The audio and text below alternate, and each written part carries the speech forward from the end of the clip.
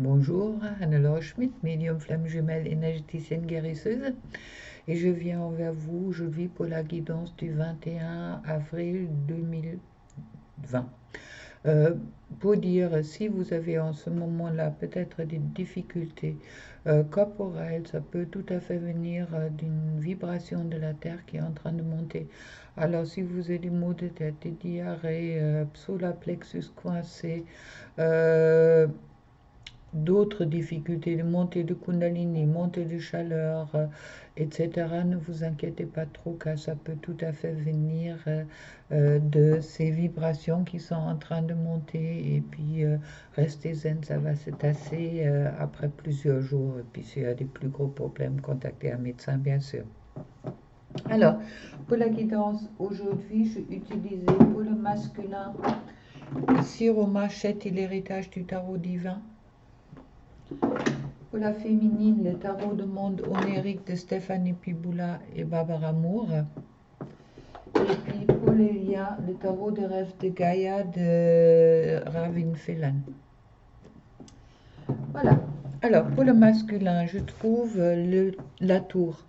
La tour qui me parle, comme qui est déjà tombée à plusieurs reprises, l'écroulement, je dirais, des anciennes croyances du masculin, changement d'optique, car l'ancien ne tient plus. Et puis avec les amoureux, ça me dit justement que ça fait partie car le masculin est, ou la plupart des masculins sont conscients du lien aujourd'hui avec la féminine. Et puis également, ça les pousse justement dans cette nouvelle compréhension du monde, nouvelle compréhension de qui eux ils sont, et puis aussi une nouvelle compréhension sans doute des relations. Ensuite, je trouve la 5, la foi qui me parle justement de découverte aussi, de sagesse. Là, on m'envoie directement de sagesse intérieure que le masculin a déjà obtenu dans les vies antérieures. Il y a beaucoup de karmiques qui remontent en soi. Le 5 est normalement dans les autres tarots la carte des hiérophantes qui est justement avec la sagesse des hiérophantes qui transmet son savoir. Là, je le vois vraiment comme si le masculin rentre dans son alignement pour justement intégrer la sagesse. Et puis avec l'étoile qu'on voit sur cette carte-là, qui a vraiment le passé qui est derrière soi, pensez-y, il y a un pluie d'étoiles qui va venir. Alors là, on est le 21, alors on va être le 22, 23, je crois. Alors regardez bien et puis émerveillez-vous avec l'étoile qui est une carte qui porte la chance, qui laisse le passé derrière soi. D'accord, d'où cet écroulement avec la tour. Et puis tout ça passe, l'amour que le masculin a à l'intérieur de lui pour sa féminine, également pour la foi qu'il est en train d'acquérir sur son sagesse, sur les savoirs qu'il a acquis dans d'autres vies, et également la foi dans la source et dans les guides. Et puis là, l'étoile me parle vraiment d'avancer sur un puits d'étoiles de lumière. Ensuite, je trouve pour le masculin le fou.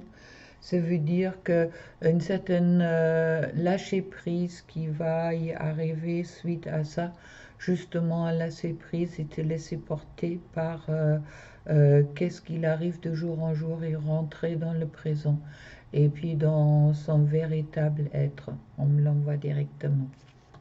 Pour la féminine, je trouve l'impératrice, ça veut dire bien le féminin sacré, la douceur, la joie aussi, et puis de vraiment, sur cette carte-là, on voit les papillons qui s'envolent, cet éclorement de la féminine en quelque sorte, avec la beauté qui se passe, tout ça également poussé par l'amour pour son masculin. C'est rigolo car sur les deux tarots, autant pour le masculin, autant pour la féminine, les amoureux, ils tombent en deuxième carte.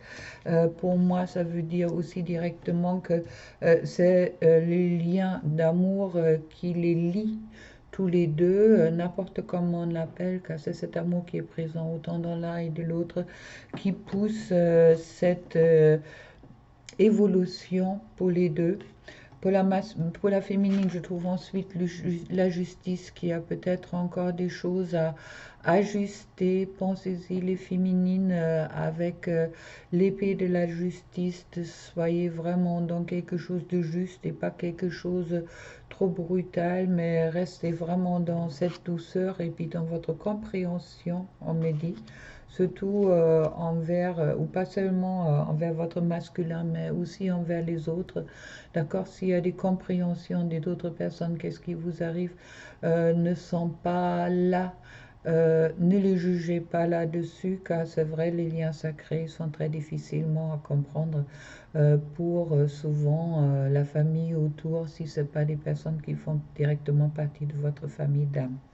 Ensuite, je trouve le pendu, la féminine qui se sent, beaucoup de féminines qui se sentent sans doute pendues dans une situation, dans une attente du masculin. Alors attention les féminines, ne coupez pas quelque chose qui est important pour vous, qui est en vous, cet amour qui est en vous suite à une attente envers votre masculin.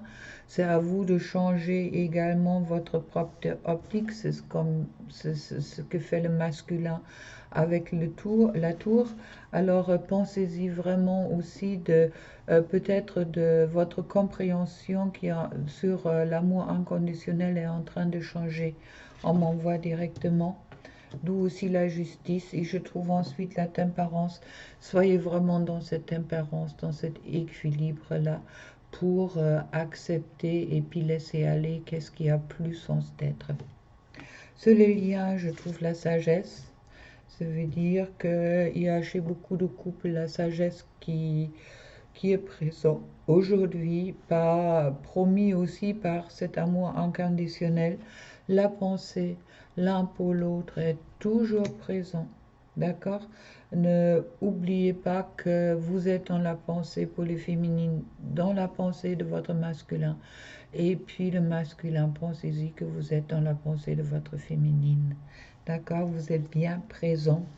On me le trouve ensuite aussi avec le masculin, le féminin et le féminin qui me dit justement que le couple dans la 5D ou le couple en quelque sorte, pas l'amour que vous portez l'un pour l'autre, est déjà présent, même s'il n'est pas encore vécu dans la 3D dans ce sens-là, mais pas l'ouverture du chakra de cœur. Le couple est déjà présent et pensez-y qu'il est important également pour vous d'être dans cet équilibre de masculin-féminin pour vous, pour ne pas créer la séparation. Ensuite, je trouve corps et l'esprit. Alors, c'est magnifique. Pour une fois, on trouve corps et esprit à côté du masculin, du féminin. C'est vraiment pour moi cette harmonie dans les liens qui est en train de s'installer pour beaucoup de couples, cette compréhension et puis cet alignement. Corps et esprit me parle vraiment du alignement. Alignement, le corps c'est la 3D, l'esprit c'est la 5D. Alors cet alignement entre la 3D et puis entre la 5D. Et je trouve ensuite la 6 de l'eau qui me parle en gros, pour moi quand on voit la carte, c'est une jolie femme qui offre son cœur, cette générosité. Cette générosité sur le lien qui est là et puis vraiment ouvrez votre chakra de cœur pour vous donner l'un à l'autre et puis vous donner au monde tout ce qui est lumière en vous. On me dit également de regarder alors sur le livre des rêves de Gaïa qui est un peu spécifique. Il n'est pas monté comme un tarot normal, je dirais. On me marque ce de 6 d'eau, l'exemple même de la gentillesse et tout souci des autres. Cette carte représente tout ce qui est bon et pur dans l'humanité et un idéal que beaucoup de personnes arrivent à incarner. C'est une figure qui a de la gentillesse, mais pas comme un défaut. Elle se soucie des autres et prend soin d'eux, mais en étant capable d'un certain détachement émotionnel. Elle est sympathique, pleine de compassion et généreuse, mais pas au point de rien garder pour elle. Elle est compréhensive et consciente du fait que chacun pense, croit et voit la vie d'une façon unique et que c'est cela qui détermine notre façon de nous comporter et de réagir aux autres.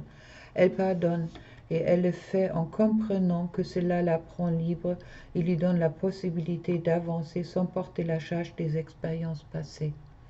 C'est une âme bienveillante qui triomphe dans tous les obstacles avec une détermination exempte de toute agressivité et de toute intention de nuire. C'est une guerrière pacifique qui l'emporte par un geste ou par un sourire gentil, un mot aimable et une nature emplie de compassion et générosité. Est-ce que le 6 d'eau représente un impossible idéal? Vous efforcez-vous de lui ressembler en vous rendant compte que vous êtes incapable de vous comporter ainsi tout le temps? Le 6 d'eau vient vous dire que être simplement vous-même. Montrez de la compassion, ayez de l'empathie, de la compréhension et soyez consciente que tout ce qui fait vos différences. Soyez généreuse, mais n'oubliez pas de mettre en place les saintes limites. Et le plus important, soyez douce envers vous-même lorsque vous n'arrivez pas à vivre vos idéaux qui sont parfois impossibles. Pour être une guerrière pacifique, vous devez être aussi doux et généreuse envers vous-même que vous l'êtes envers l'autre. Et ça me parle exactement des couples sacrés.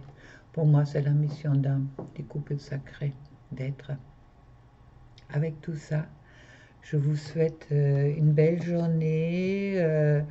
Restez zen si vous montez en vibration. Soyez en compréhension envers vous-même. Respectez si vous êtes un peu dans le recul aujourd'hui et puis vous avez besoin de vous poser un petit peu. Prenez ce temps pour vous poser. Vous avez mérité.